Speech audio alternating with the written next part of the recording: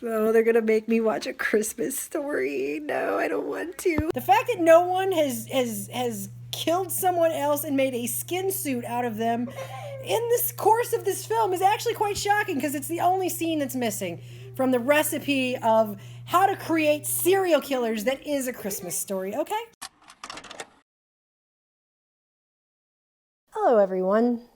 So, as you all probably know, in this society, we spend a lot more time dealing with the things that are happening out there away from us than we like to spend dealing with the things that are actually going on inside of here. It's a lot easier to fight the dragons on TV than it is to have to even check out the ones that are hanging out in your own cave. This is a lot of what 2020 has been for me, coming to terms with years and years of things that I have never really been able to put into the proper context and thus deal with appropriately. But I hope to change that in the future. So this year, Aaron asked me why we've never had that wonderful seasonal experience of watching A Christmas Story as a family, and why every single year when the selection of Christmas movies comes back up, why I avoid that one specifically. Since like the plague. You wanted to watch a Christmas movie, and since every Christmas movie list has that movie on it every single time. He asked me why it is that I didn't want to watch this specific film. Why this one? Why is this the one that I like to avoid at all costs? I told him in all honesty I cannot stand this movie, and I'm about to tell every single person out there watching this video right now exactly why it is that I hate this movie. Maybe I shouldn't use the word hate like that. No, I think I should. Why it is that I hate this movie, and why watching this movie to me is kind of like getting 49,875 paper cuts on my eyeballs and then dunking my head into a vat of rubbing alcohol and blinking a few dozen times. Oh, set to Christmas music. I've noticed the 1983 film A Christmas Story is one of those really polarizing holiday staples that people either like it and they think it's just so warm and cute and fuzzy, like a little basket of puppies just running around on their stumpy little legs across a sunlit field, or they find watching it to be sheer torture, akin to being black-bagged, beaten, and shoved into a windowless metal tool shed for a year with nothing to eat but 3-year-old stale fruitcake. I am in the latter category. And I'm about to tell you all about why that is. Because I can't stand this movie, and there are a whole bunch of reasons for that. And also, spoilers. Now, I get that half of the people watching this review right now will vehemently disagree with me and tell me all about what a traditional, heartwarming American Christmas institution this film is. Tradition, American Christmas. Maybe even admitting to watching its brainwashing 24-hour loop. Christmas Story will run for 24 straight hours beginning tonight into Christmas Day. Sometimes simulcast by Turner Broadcasting on both TNT and TBS. TBS kicks it off at 8 and TNT follows at 9. Because as we all know, it's not good enough to just have one television channel playing this thing on a 24-hour mind-numbing loop. We need to have two, driving it straight into people's gray brain matter like a holiday North Korean war camp interrogation tactic.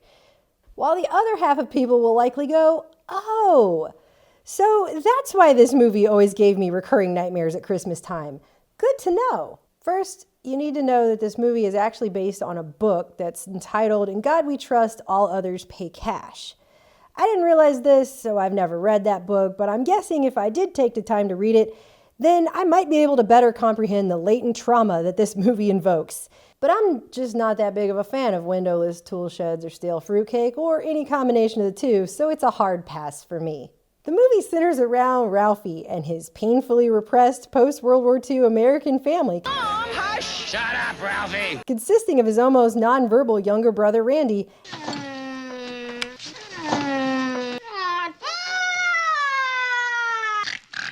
and his mother and father, referred to as simply the old man.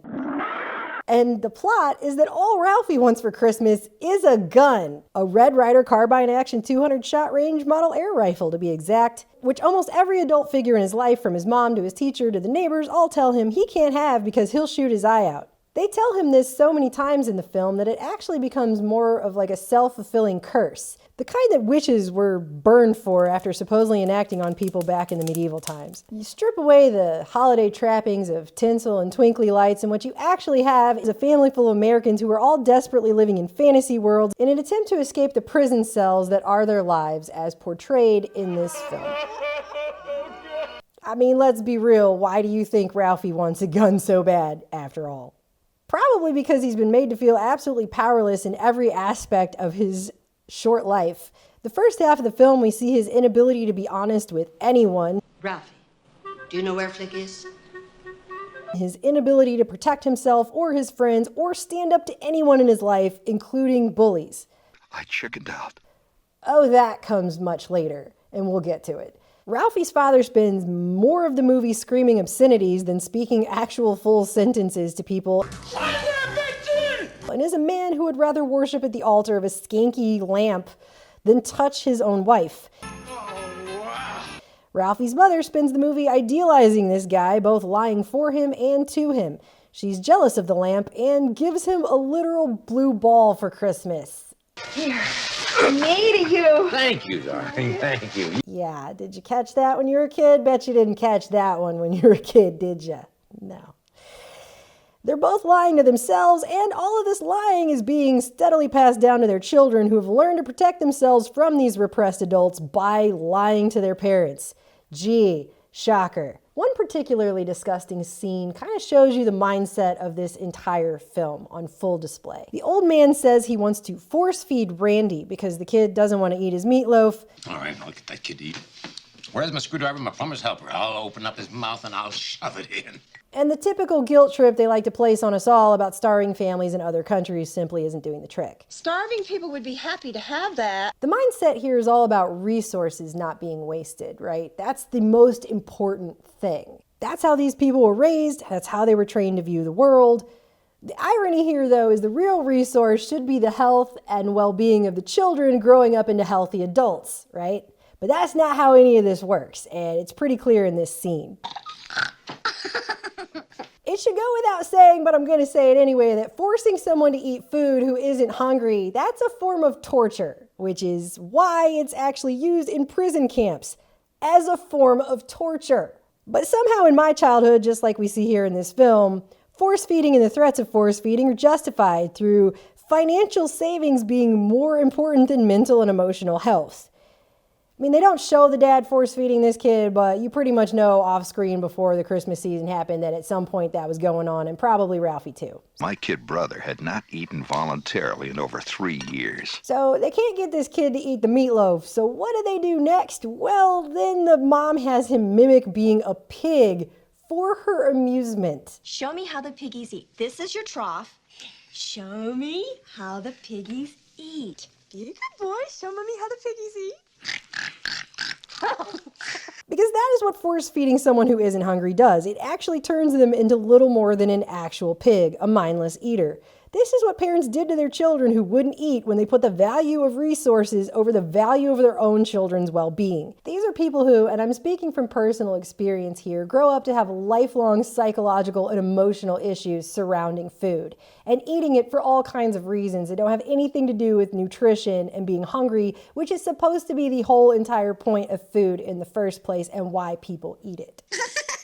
But hey, who cares about lifelong suffering for the rest of your entire life every time you eat food because that one time when you were 7 and you didn't feel like it, right? I mean, $2 worth of food tops is probably only $1, really. That's way more important than you feeling safe and normal around something that's basically necessary like food. Randy, don't play with your food. Eat it. 1 minute, 37 seconds later.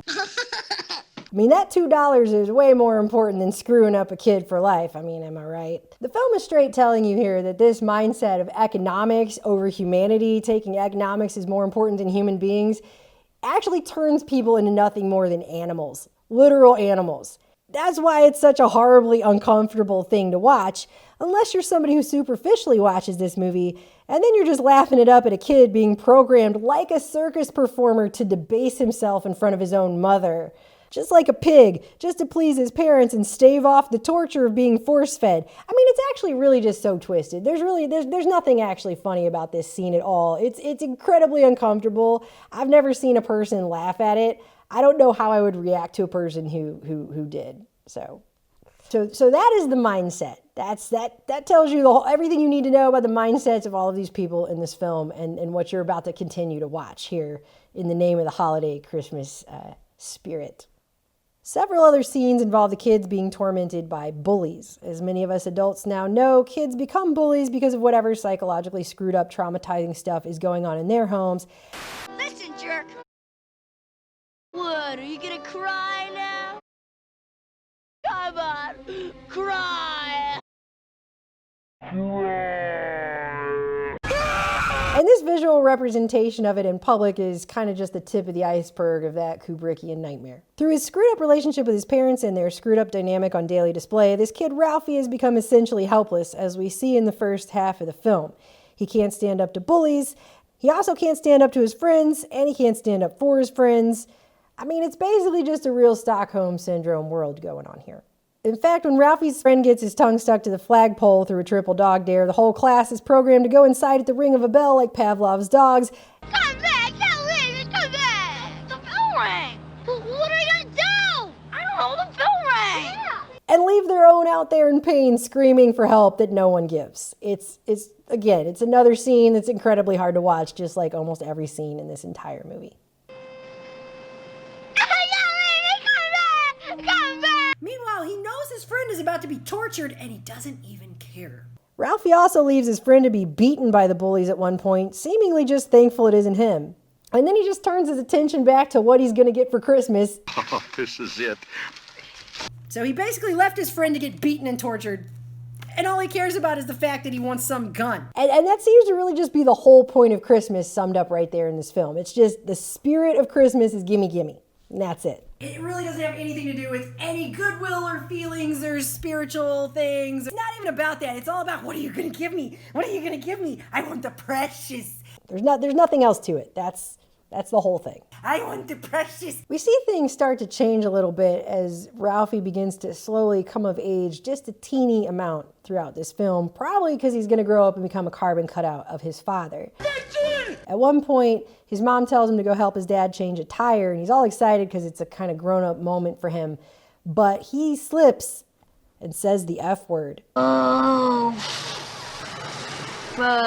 We're reminded as viewers that his father largely communicates in the F word and says it more than literally any other human being who's ever existed in the history of humankind. Something about how there's a cloud of curses over Lake Michigan, yada yada. But somehow these same parents are so blind to the detriment of their own behavior on that of their children that they somehow act hypocritically shocked that Ralphie dared to say one cuss word one whole time. What did you say? When he literally hears a barrage of them every day on a daily basis for his entire life and probably when he was in the womb. He gets soap put in his mouth. Over the years, I got to be quite a connoisseur of soap. While his mother interrogates him about where he heard the F word and why he would say that. Like she's not just a huge, ginormous hypocrite and has no clue where that one's being taught. I mean, come on. This is another form of torture, so what does he do? He actually sells out his friend just to get out of the torture of this soap and the interrogation, because what else is he gonna do? But I chickened out, and I blurted out the first name that came to mind. Schwartz. Oh, I see.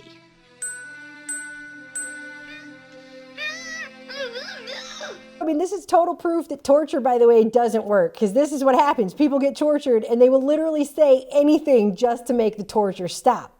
That's why torture doesn't work, okay? But that's what this movie is, and that's what this scene is once again. So then the mom runs and calls up Ralphie's friend's mom, who answers and says that she thinks Ralphie probably heard the cuss word from his own father.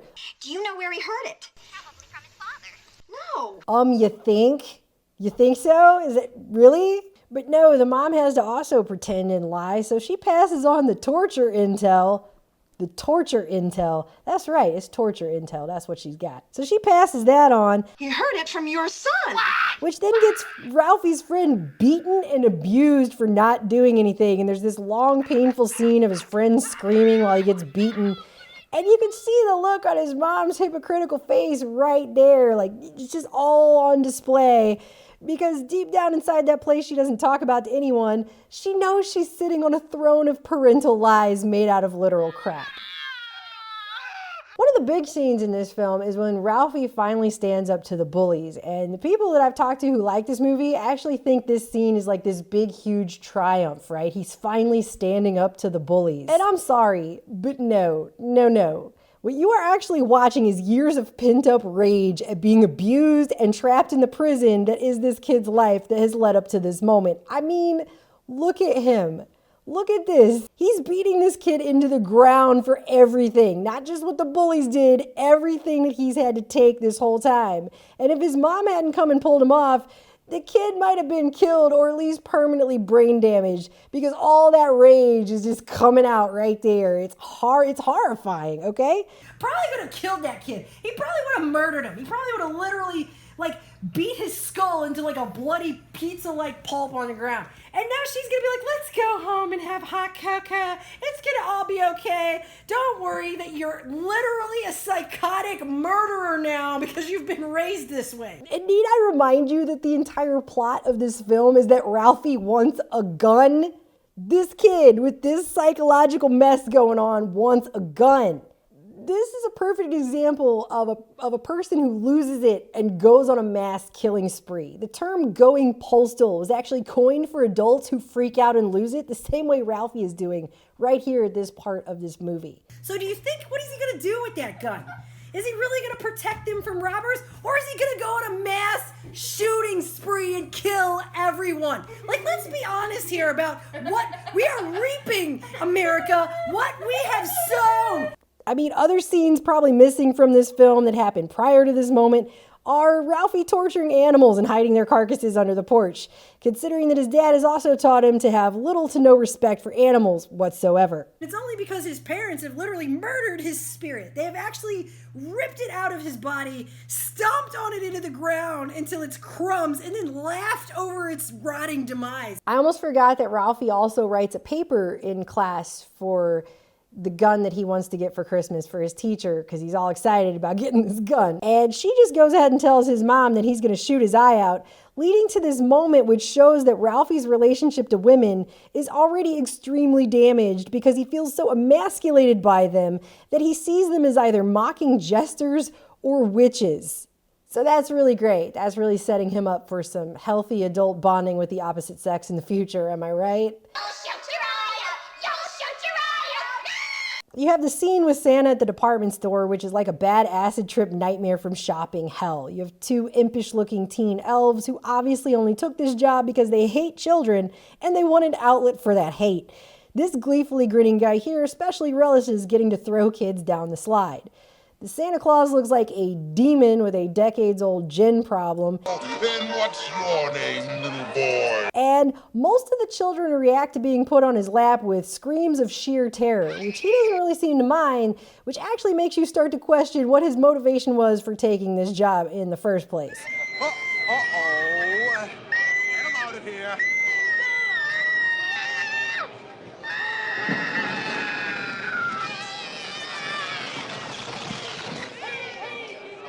But the truth is, our society only invokes Santa Claus when they want to make you feel spied upon and guilted into behaving certain ways, or they want to get you to buy things. I mean, that's pretty much it for Santa. He sees you when you've buckled.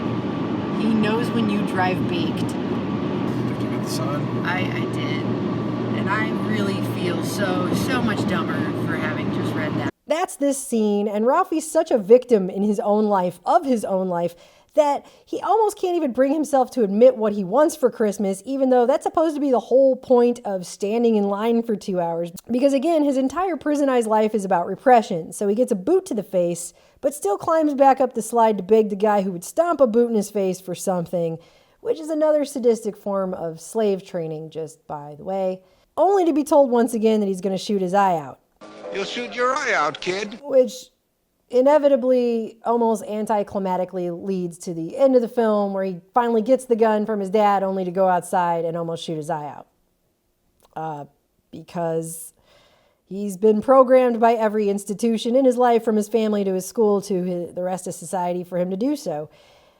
And then, of course, once again, he lies to his mother about it because that is the entire way that he's been trained to communicate through all of the abuse and the fact that his relationships are literally built on the house of lies that he lives in. My mind evolved a spectacular plot. Let's see, an icicle, falls off the garage and hits me in the eye. What's the matter, honey?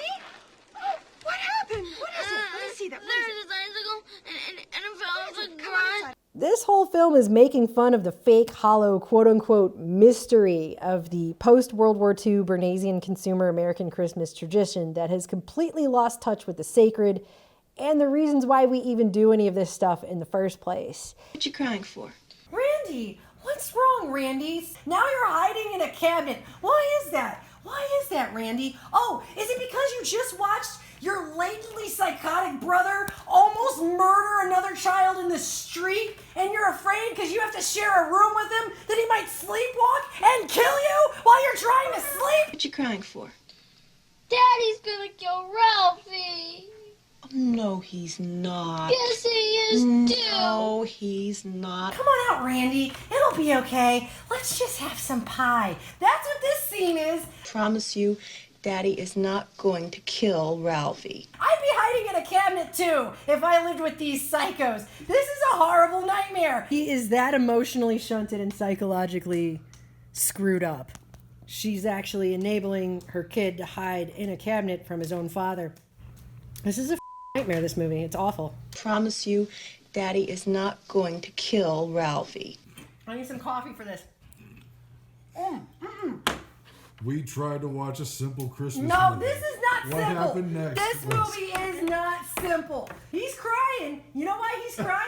He's crying because his dad's going to come home. What does that actually mean? Someone's getting a belt. Look at that. He says a wave of terror broke over. Everyone thinks these are all jokes. Nothing about this movie is funny.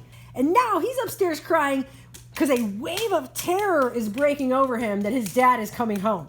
This isn't a joke. This is actually how people were raised. And they're just rubbing it in our faces year after year after year. This is just being rubbed in, just grinded, just grind it in your face, right in there, okay? It came out in the 80s, and for all you 80s and 90s kids, especially who were raised in a house like this, I'm gonna throw 70s kids in there too, and you grew up and you have issues in your life and your interpersonal relationships, you're kind of screwed up a little bit. If you want to know why you're so screwed up, all you have to do is watch the formula as it plays out in this film, and that will explain a lot to you as to why you have all of those problems, because they're put on full display throughout this entire movie under the guise of it being a Christmas film. They're straight telling you. In this modern age, too many people have lost sight of the true meaning of Christmas. You fool, or I'll give you something to cry about. You better stop fooling around with that and eat it, or you'll be sorry. Where's my screwdriver and my plumber's helper? I'll open up his mouth and I'll shove it in. The old man stood quivering with fury. Oh no, where are my glasses? Few things brought such swift and terrible retribution on a kid as a pair of busted glasses. The reason I can't stand this movie isn't because it's not a good movie. It actually is a good movie. The reason I can't stand this movie is because it's fooled most people into thinking that it's just a film and not a blatant, in-your-face, 1000% parody. It's like people watching a joke that's made about them, laughing along at the joke that's literally about them, and they don't realize the joke is at their expense as they're laughing at themselves. That is what this movie is, okay? Until you're just left a sobbing wreck on the floor of all the trauma that you've had to not only receive from your own childhood and all the institutions of your childhood in America, like public schools, Santa Claus that's a drunk old guy that just wants you to sit on his lap because he's a total freaking perv, but also your horrible parents whose horrible parents actually abused them, and it just goes back and back and back for so many generations that we're all just collectively feeling the psychotic and sadistic trauma of our entire collective ancestry. It's It's what's actually going on. And it makes me sick and sad for us as a society every single year that people are somehow able to watch this and not see it for what it actually is, being rubbed in their faces, even 24 hours straight on a loop, rubbed in our faces. And people watch it and they laugh at the joke of themselves that's being made at them and their families, and they don't seem to get it. This movie will never be over because it is literally, it's burned sadistically into the collective soul of all Americans, and until we heal the traumas of our past, we will be forever tortured by this movie. That's why they play it literally 24 hours a day on loop on certain channels. I mean, isn't this a real damning picture of society in America in the 60s? I mean, really, what is this? What are we really talking about here? I'm just saying. The fact that they put this psychological trauma fest on full display for people's amusement year after year and actually get people to laugh at their own abuse and consumerism really is saying something about not just the American holiday tradition, but the strangers that many of us have become to ourselves. So that is the reason, Aaron, why I don't like watching this movie. And I probably won't watch it ever again if I can help it. Kind of sums it up. What do you think? Or they find watching it to be sheer torture, akin to being black-bagged, beaten, and shoved into a windowless metal